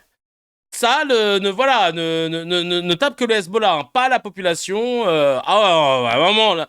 Alors moi, en tant que Libanais, je parle, hein. Oh là là, le travail, orfèvrerie, hein, c'est du nickel. À un moment, ils ont délimité, c'est-à-dire que ils ont dit 300 mètres. À 301 mètres, tu peux bouffer, hein. Je veux dire, t'es en terrasse, quoi. Oh là là là là là là. Et pour info, nous dit Jules, hier, ils ont bombardé un quartier historiquement chrétien. Si vous faites des recherches, Azmieh est une ville résidentielle à côté de Beyrouth et pas loin du palais présidentiel. Non mais tranquille, ils tuent juste des civils par-ci par-là, mais rien de méchant, ils sont partis assez vite. À un moment donné, il faut faire preuve de responsabilité. C'est de leur faute, fallait pas être proche du Hezbollah. Non mais de ouf. 1 mètre de l'école, c'est ok. Non mais frère... J'allais dire ça va être le réel, mais si je mets ça en réel, mon frère, je sens que j'ai encore en avoir des vertes et des pas mûres sur le dos, mais enfin c'est tellement dingue. C'est tellement dingue. Marlys qui dit quid de l'école bombardée, elle n'avait pas reçu les SMS, les fillettes, ou ce sont les ennemis déguisés en fillettes? Oui, non, ben là, après, lui, il parle de son côté libanais, pas pour l'Iran, mais effectivement, oui. Ademo qui dit Mickaël, l'immigré, tu es sûr que tu vis au Liban, toi? Tu es sûr que l'armée la plus morale du monde, qui tue uniquement femmes et enfants et vieillards, ne frappe que le Hezbollah? Petit menteur. Les gens innocents meurent, le gouvernement libanais est soumis. J'ai pas capté la fin, mais voilà. Non, mais c'est un truc de ouf. C'est un truc de ouf. Définition d'une frappe chirurgicale. On ne frappe que le Liban, pas un pays à côté. Ouais, voilà, c'est chirurgicalement sur le Liban, quoi. Abnous Chalmani, les experts qui disent que Netanyahou a forcé la main de Trump, regardez ce qu'elle conclut. Mais je crois qu'on l'avait vu, ça. Pardon, on le revoit. Ça, c'est vraiment... J'ai pas d'argument. Allez hop, je sors ma carte. Mais oui, regardez le New York Times qui titre que, je cite, la décision américaine de frapper l'Iran a été une victoire pour M. Netanyahou qui poussait M. Trump depuis des mois. Même Marco Rubio, le secrétaire d'État, devant le Congrès a déclaré « Nous savions qu'Israël allait agir, nous savions que cela déclencherait une attaque contre les forces américaines et nous savions que si nous ne les devancions pas, nous subirons davantage de pertes. » Et bien tous ces éléments qui sont factuels, et ben ça a suffi, et c'est là où moi j'ai tout de suite vraiment tilté, pour glisser vers une lecture pour le moins dérangeante, selon laquelle un dirigeant étranger, en l'occurrence le juif, je rajoute des tas de guillemets, aurait... Là, elle s'est lancée dans un exercice solitaire, comme dirait l'autre, où personne ne lui avait dit de s'y plonger. Hein, vraiment. Et contraint le président de la première économie du monde à entrer en guerre contre sa volonté. C'est quand même fabuleux. Cette thèse, avec plein de guillemets encore, selon laquelle Netanyahou aurait manipulé Trump, ça s'inscrit quand même dans la plus ancienne et la plus toxique des constructions antisémites. Merci beaucoup, Abnous, pour ton analyse claquée au sous-sol, sortie de ton chapeau, et hâte de t'entendre réagir aux éléments de toutes celles et ceux qui ont témoigné et qui te diront dans l'armée américaine, dans le gouvernement américain, les raisons pour lesquelles ils ont attaqué. Ça va être génial. Elle a fait du hors-piste, mais de ouf. Hein. Non, mais un dirigeant étranger égale les juifs. Ah, ok, le raccourci Mario Kart. Non, mais vraiment. C'est... Il y a un couloir pro à Paris, Kevin. Avant, tu bossais là-bas, tu as vu des dingueries? Non, j'ai pas vu de dingueries. Vraiment, pour le coup. Et Marlys qui dit, mais du coup, qui est-ce qui a attaqué l'Iran? Simple, basique. Qui a attaqué l'Iran? Pourquoi? Un truc de ouf. Hein. Un truc de ouf. Consigny maintenant. Attendez, j'ai un no comment que je vais vous rajouter aussi là, que je viens d'avoir sur WhatsApp. Il va pas être facile celui-là. Consigny, qu'est-ce qu'il nous dit? Qu'est-ce qu'on a avec lui? Ah bah lui, toujours le travail. Les gens, ils sont feignants. Regardez, moi, comment je travaille. Je suis avocat, je suis tout le temps à la télé. Et je gagne trop bien ma vie. Dans ce monde-là, est-ce qu'on peut raisonnablement aller vers un système avec la semaine de 4 jours, le revenu universel, la retraite à 60 ans? La fin parce des... que vous remarquerez... Je me demandais à quel moment Charles Consigny allait faire le lien. Oui, parce qu'il y a un petit point commun entre les États-Unis, Israël, la Chine, tous ces pays qui nous surpassent complètement en termes d'influence et de puissance, c'est qu'ils travaillent. Vous voyez, c'est con, mais c'est comme ça. Voilà. Vous allez en Israël, ça bosse. C'est un pays qui est en croissance économiquement. Vous allez aux États-Unis, ça bosse. Ils sont pas 4 jours par semaine, ils sont pas à la retraite à 60 ans. C'est un pays qui est en croissance économiquement. Alors, vous savez quoi, vous allez en Chine, le modèle chinois, il devrait vous plaire. Il devrait vous plaire. Là, c'est carrément la planification, l'État, etc. Mais ça charbonne aussi. C'est pas la semaine de 4 jours non plus. Et nous, on est là en Europe. On est sur notre terrasse de café le jeudi à 15h30 et on se dit, mais tiens, on est en train de rater tous les trains de l'histoire. Mais comment ça se fait? Tiens, je vais en parler avec Jean-Paul. Il écrit dans Le Grand Continent, il a écrit un truc très intéressant. Oh, puis t'as vu le discours de Macron? T'as vu son discours? Ah, c'était top. Ah ouais, je l'ai regardé, puis je me suis fait un bon verre de rosé après. Tu bosses? Ouais, bah là, tu parles de ta France à toi, hein, qui est délimitée entre le 9e, le 16e, le 8e, une partie du 5e et du 7e arrondissement de Paris, Chacal. Parce que nous, on les connaît pas, les Jean-Paul qui prennent des cafés à 15h. Enfin, si, moi, en tant qu'artiste, intermittent du spectacle, ça, c'est clairement ma life. Mais bon, les intermittents, il y en a combien en France? Intermittents du spectacle, je crois qu'il y en a 200 000, 300 000. Je vais vous dire ça, parce qu'on est basé comme au baseball ici. 300 000 en 2024, a priori. Voilà. Donc, c'est quoi ce mec-là qui vient ramener là, son quotidien à lui en pensant que c'est le quotidien de tous les Français? Pas aujourd'hui. Ah non, je suis en télétravail, c'est dans ma convention collective, mais de toute façon, tu sais, j'ai 60 ans dans 2 jours. Donc maintenant, finito pipo, pendant les 40 prochaines années, l'État va me prendre en charge. C'est ça la France d'aujourd'hui. C'est ça l'Europe d'aujourd'hui. C'est bon. Faut pas s'étonner. Réponse Jérôme Gage. Non mais avant de faire j'avais... Franchement, cette démagogie, ce populisme-là, il me vénère. Il me vénère as fuck. Je comprends pas. Je comprendrais pas qu'on lui donne du gaz comme ça. Hop. Alors, entendre un fainéant nous faire la morale. Non mais d'où ce mépris, surtout, ouais, du mépris. Du mépris. Dis-moi ce que cette serpillère de Gage l'a au moins remis en place. Envoyez-moi tout ça au goulag. Allez, hop. Ça charbonne sec sur les plateaux TV. Ah, ça charbonne. Hein. Ah ouais, ça charbonne. Hein. Vraiment, le charbon. Hop. Alors, on va enchaîner. Là, il y a quoi d'autre dans les commentaires? FDP, à 15h30, nous on bosse. Enculé de Parisien. Ah oui, il est vénère, lui. Attention les gros mots. Le modérateur que je suis est obligé de revenir sur les gros mots qui ont été prononcés. Marlys qui dit, il vit où lui à 15h30? On n'est pas en terrasse, nous on bosse, et à 60 ans on n'est pas à la retraite. Il part de ses privilèges à lui, pas les nôtres. Mais oui, de ouf. Chris qui dit, je me demande si ce monsieur sait ce que c'est de travailler bien au chaud sur son plateau télé à donner des leçons de je te le foutrais à faire de la manutention ou à manœuvre sur un chantier. Il verrait vite si jeudi à 15h30 il est sur une terrasse de café ou à l'hôpital à faire les 3-8. On verrait s'il ouvre encore sa gueule. La dernière c'était Sarah Salman, elle l'a compris en 2 semaines. Mais ouais. Si à 15h30 t'as fini, c'est qu'en général t'as démarré à 7h. Non mais de ouf. Je vais le faire bosser en forêt. Non mais lui, il faut qu'il bosse vraiment. Tout court, ça se voit qu'il sait pas ce que c'est de bosser. Il ne sait pas du tout ce que c'est. Ilyes Djaouti, juriste, explique qu'il en a marre d'entendre parler que de Mélenchon c'était dans l'émission Face au public ou Face à la France là, de BFM. Parce qu'évidemment, il y a tellement de sujets et tu connais les médias, hein, quand ils ont une obsession. Il a 10 fois plus d'adhésion, de soutien que la semaine d'avant, 2500 personnes en plus. Yes. Je suis assez étonné que ça étonne des gens, que la France Insoumise rassemble encore plus de gens. On fait que en parler. Depuis le début de cette émission, on a entendu parler de Mélenchon au moins une 40aine, voire une 50aine de fois. Déjà, il y a pas de personne qui représente la France Insoumise ce soir pour se défendre, donc c'est un peu compliqué. Moi, j'entends. Je répète qu'on les a invités, hein. Absolument, vous les Comme avez à chaque invités. émission. Absolument, vous les avez invités, c'est important de le souligner. Je remarque quand même quelque chose, c'est que ce soir on parle beaucoup de LFI. Or, LFI n'a jamais été au pouvoir. Moi, à la rigueur, qu'on me parle du camp politique qui est en ce moment au gouvernement, je peux tout à fait l'entendre. Mais ce soir, c'est pas LFI qui est au gouvernement, c'est pas LFI qui est à l'Élysée. Mais vous parlez de LFI en permanence. LFI n'est ni à l'Élysée, ni au Rassemblement gouvernement. national non plus. Hein. Ils ont jamais gouverné. Hein. Oui, et alors?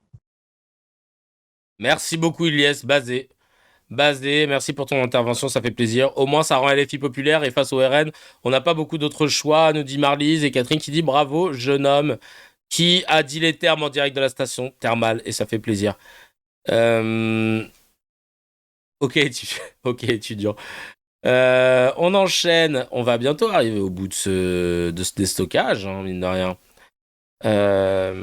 Avec, ah ouais, alors là c'est horrible, trigger warning, violence. Violence policière, pour ceux qui sont sensibles à ça, parce que le discours est hardcore de ce que ce jeune Alexandre, militant LGBT, a subi de la part d'un policier et les conséquences. Donc je préfère vous prévenir, il va parler crûment, c'est horrible, coupez le son, si jamais vous êtes sensible à ça.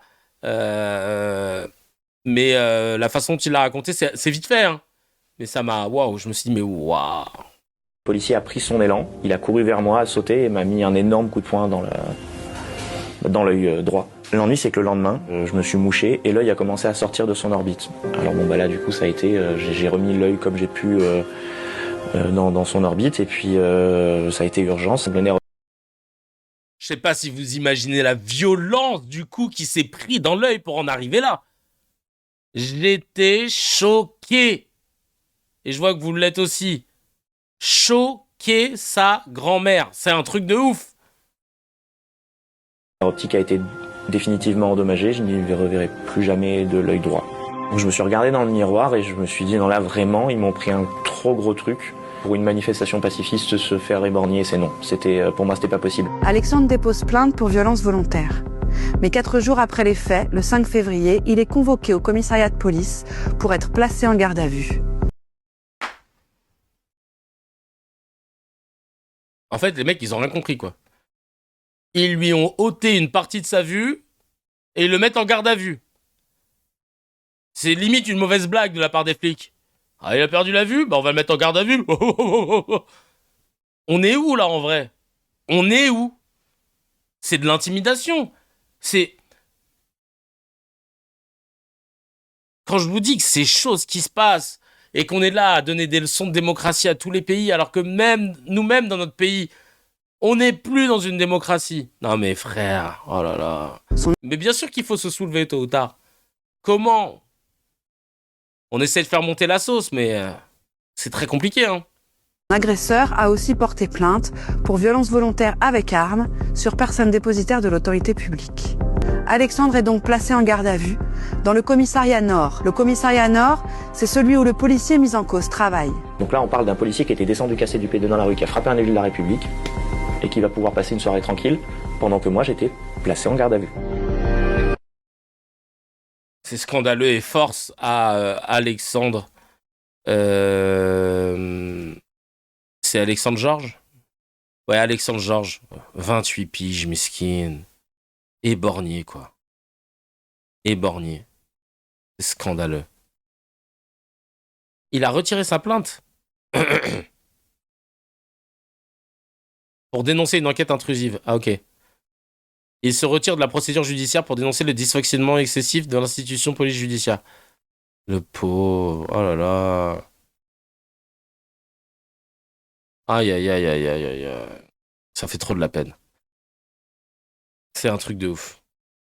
Ah ouais, mais moi, je te dis, hein, la meilleure stratégie, la stratégie douce de vouloir se soulever, c'est de réussir à compiler une liste de choses, tu vois, très claire, nette et précise, de phrases par demande. Très peu de demandes au début.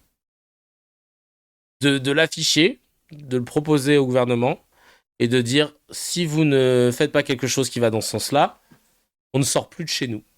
Et je pense que la meilleure stratégie pour bloquer un pays aujourd'hui, et la plus safe pour tout le monde, parce que t'as pas envie de perdre ton œil forcément, c'est de rester chez soi. C'est con, hein.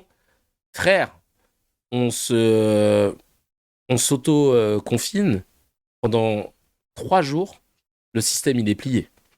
Il est plié, chacal, je vous le dis. Je continue dans les trigger warnings, mais là, c'est des trigger warnings. Pas vraiment, c'est très gênant. Bill Clinton, ancien président des États-Unis, moi, je l'ai connu quand il était en activité.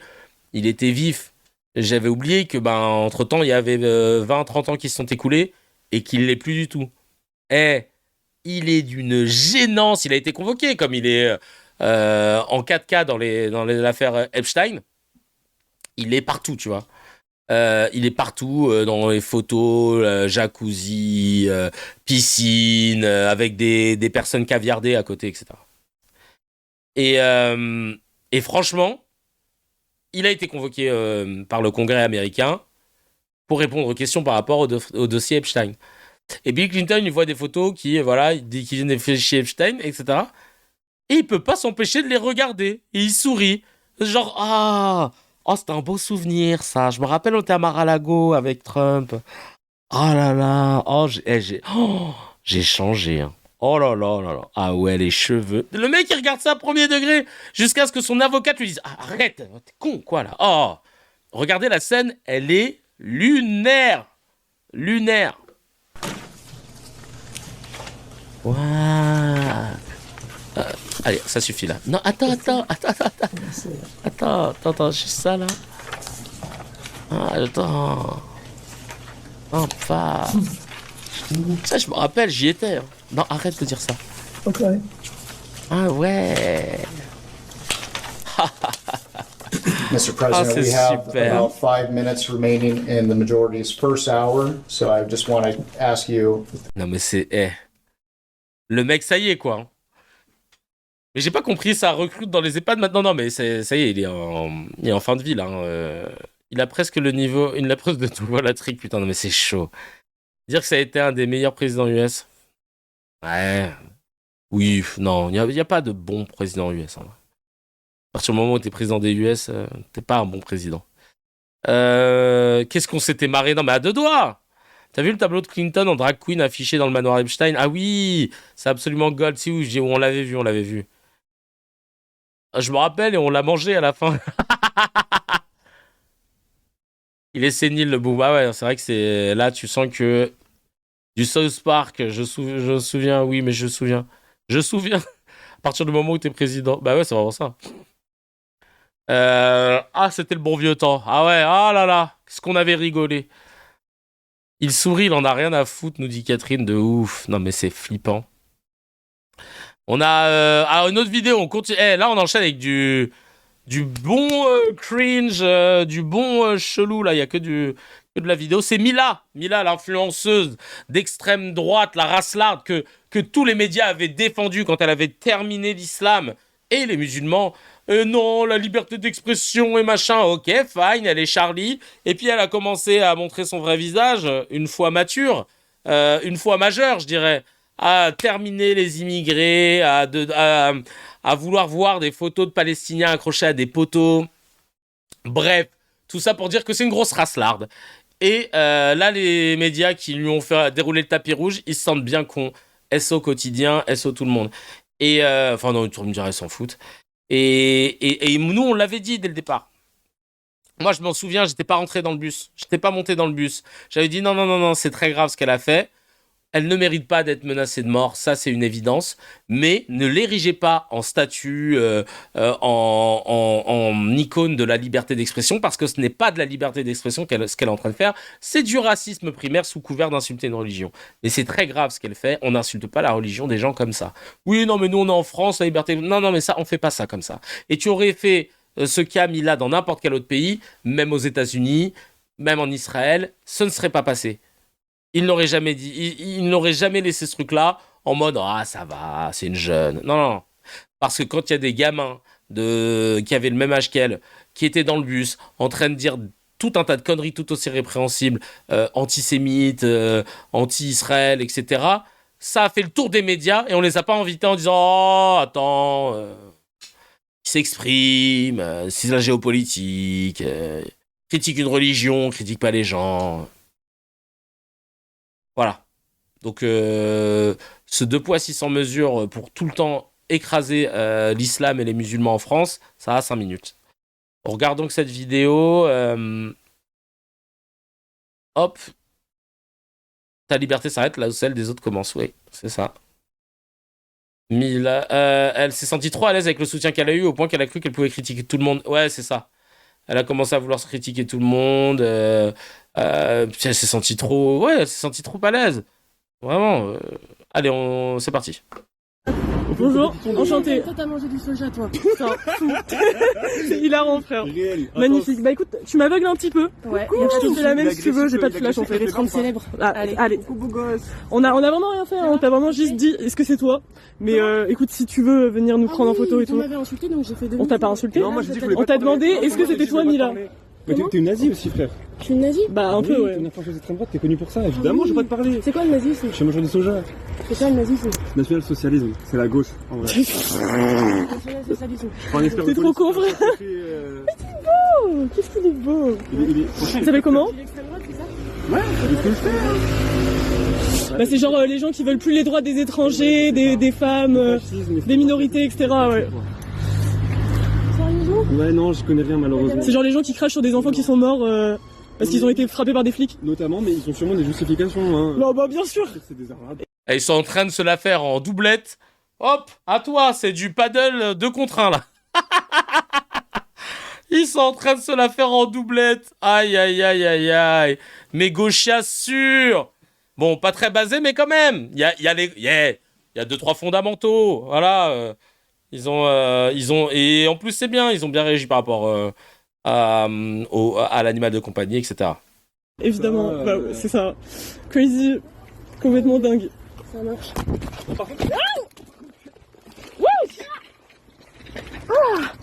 Elle m'a agressé. Et là elle pète un plomb. Ah, quand il y a plus d'arguments, ça a pas la même ganache quand il s'agit de parler en vrai là. Hein. Quand t'es face à des gens, quand il n'y a pas de montage, elle a pas tenu longtemps. Je sais même pas pourquoi elle s'est vénère. Juste, elle était à court d'arguments. Miskine son chien, voilà. Moi, tout ce que je déplore, c'est qu'elle est un animal de compagnie. Elle n'aurait pas le droit d'en avoir. Ils sont trop nobles pour avoir un humain comme elle. Donc là, Mila insulte la meuf et la frappe. Non, mais clairement, voilà. Elle provoque en permanence sur les réseaux et maintenant, faut assumer dans la vie réelle. Pas d'autres arguments, c'est les coins.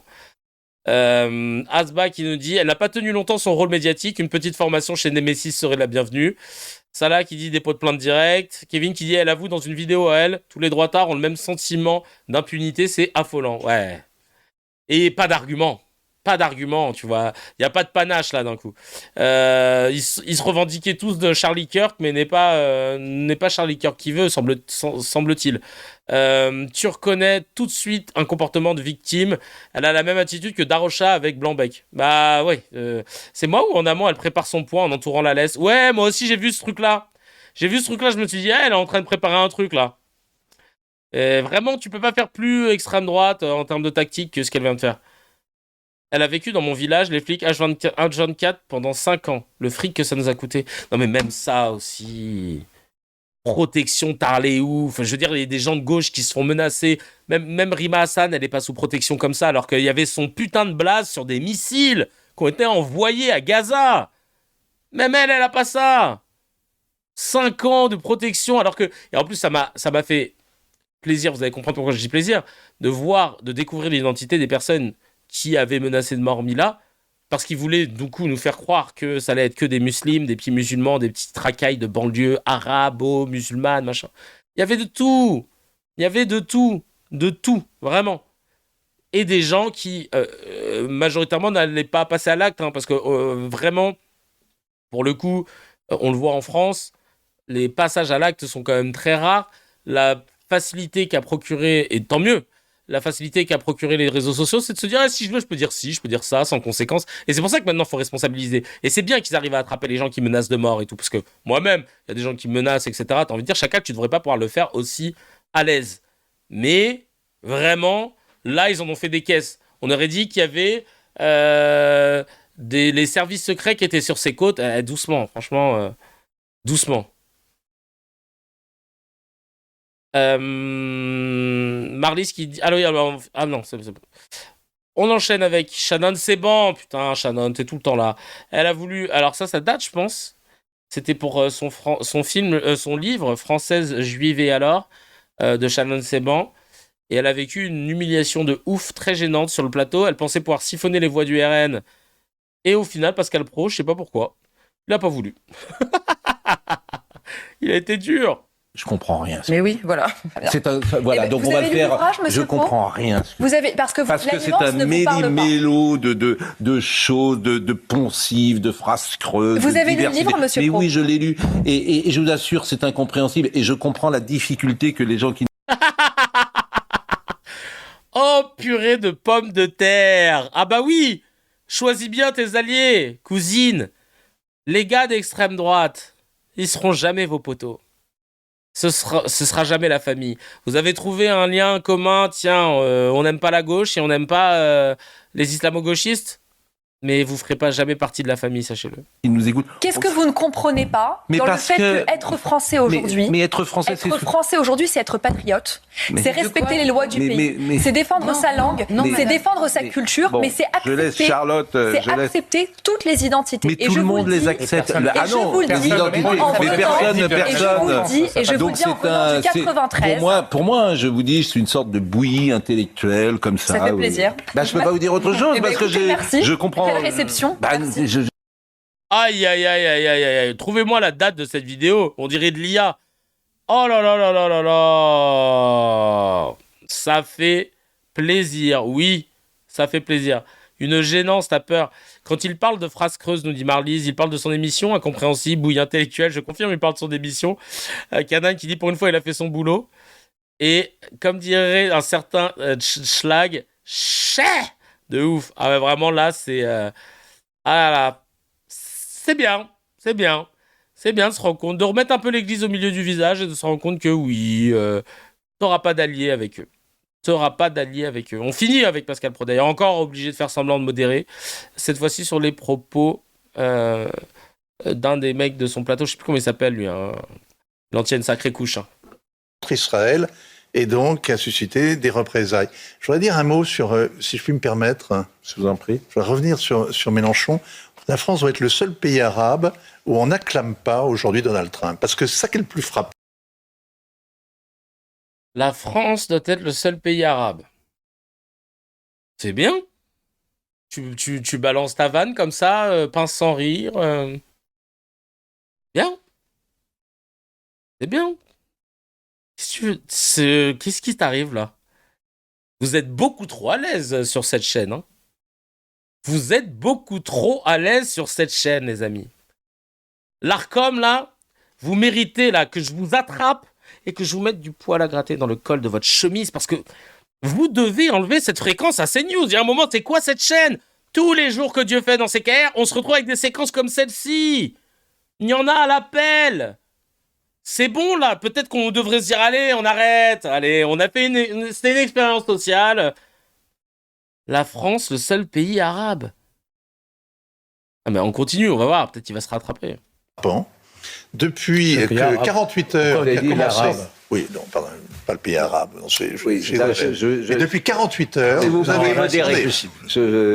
Tout le monde ne comprend pas cette ironie parfois et cet humour au 3e degré que vous avez. Donc je précise, monsieur Hervouette, que c'était de l'esprit. C'est un crime ? Non, vous avez pour certains, oui, monsieur. Oh oui. Ah oui, et les racelards. Je peux vous dire que moi, quand je veux dire bougnoule, tout de suite, on me dit que je peux pas le dire. Donc je peux te dire que l'esprit, ici, on n'est pas en esprit. Hein. Vous ne vous sentez pas personnellement insulté quand on fait de l'esprit à côté Non, je ne me sens pas insulté, je pense à l'ARCOM et accessoirement à CNews. Ah, donc en fait, toi, tu t'en fous, en fait. Et ça s'appelle de la modération. Genre, non, mais moi, je me sens pas insulté, je pense à l'ARCOM. Voilà. Moi, que vous dites que c'est un pays arabe, ça me va. Mais alors, l'ARCOM, après, c'est insupportable, l'ARCOM. Insupportable. Ils vont encore m'appeler, me dire attention, machin. C'est pas de la modération, ça. L'ARCOM, je vous regarde droit dans les yeux, là. C'est pas de la modération, ça. À partir du moment où tu valides les propos du gars et tu dis... Mais pour l'ARCOM, je vais dire quand même que ça marche pas, en fait, c'est pas de la modération. Qu'est-ce que c'est que ça ? Qu'est-ce que c'est que ça ?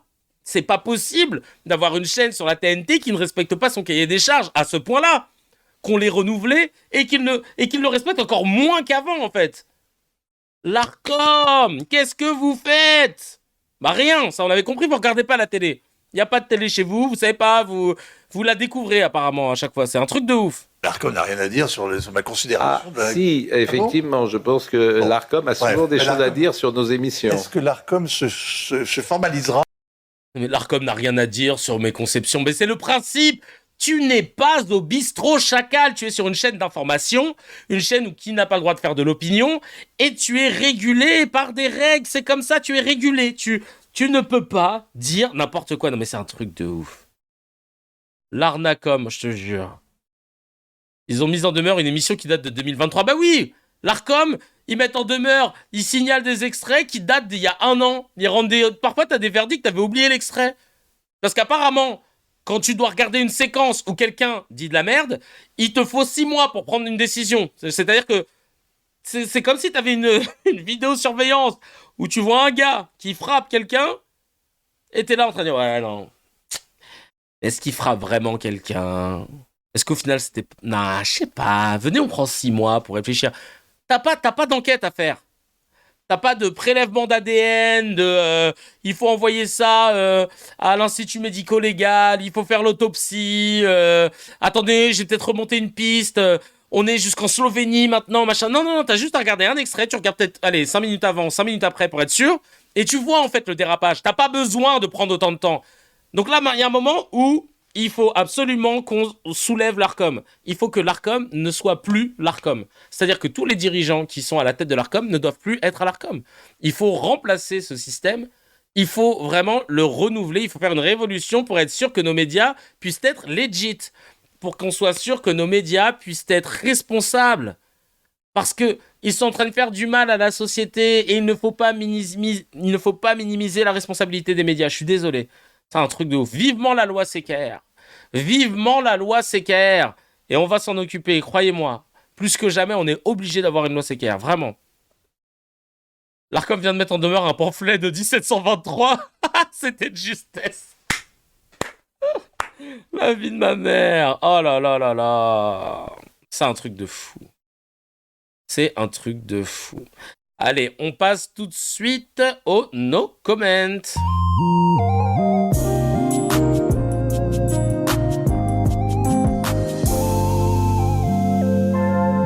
Je lis des news, vous n'avez pas le droit de les commenter, vous pouvez simplement mettre des emojis, idem sur YouTube, balancez vos emojis pour me dire que vous êtes prêts, et c'est du no comment qui est pas facile du tout, hein. J'en ai rajouté un pendant l'émission, donc autant vous dire que ça va être dur. Allez, emoji, on lance la musique du no comment.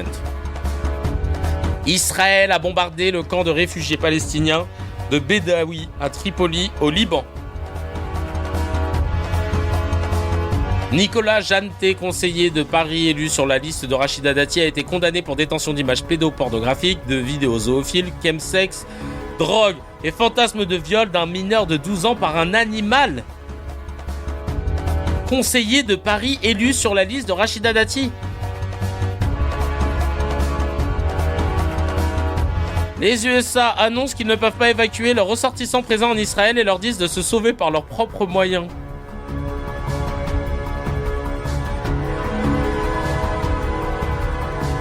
Et enfin, pour finir, le policier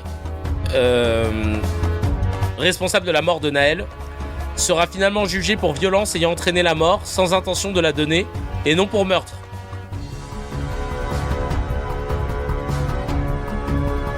Bon, on passe tout de suite au miel là. Ouh là là là là.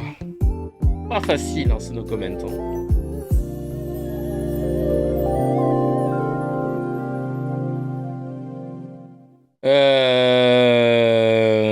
Alors, on va regarder ça. Je vais regarder. Qu'est-ce que je peux vous faire?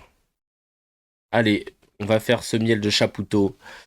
Le miel de Chapoutot qui, en 40 secondes, définit ce qu'est la Macronie. Si un jour on vous demande, vous avez juste à copier-coller, vous n'avez juste qu'à copier-coller ce texte et vous le ressortez. C'est carré comme en Corée. C'est basé comme au baseball. La Macronie, c'est quand même une sale engeance, hein. Ce sont des rebuts de BDE, d'écoles de commerce, qui ont un rapport purement utilitariste et prédateur aux choses. Ils viennent, ils se servent, ils cassent, ils repartent. C'est typiquement un BDE. Ils nettoient pas. Oui, c'est typiquement un BDE d'école de commerce qui fait une soirée. Ils viennent, ils cassent tout, ils s'en vont, disons qu'après tout c'est pas chez eux et qu'ils sont pas responsables. Ils font ça avec l'hôpital, ils font ça avec l'école, ils font ça avec la police, ils font ça avec l'État de manière générale, ils font ça avec le langage politique, avec la démocratie.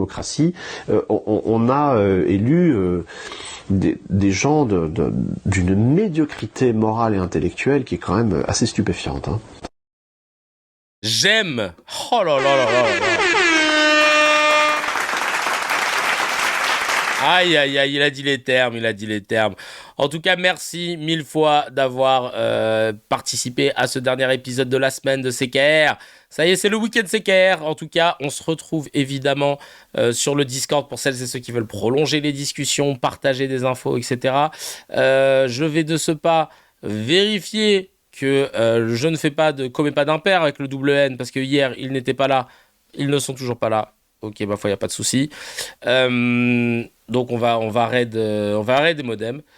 Non, c'est demain, ok. En tout cas, merci 1000 fois pour la force, merci 1000 fois pour le soutien. J'ai trop de la chance de vous avoir.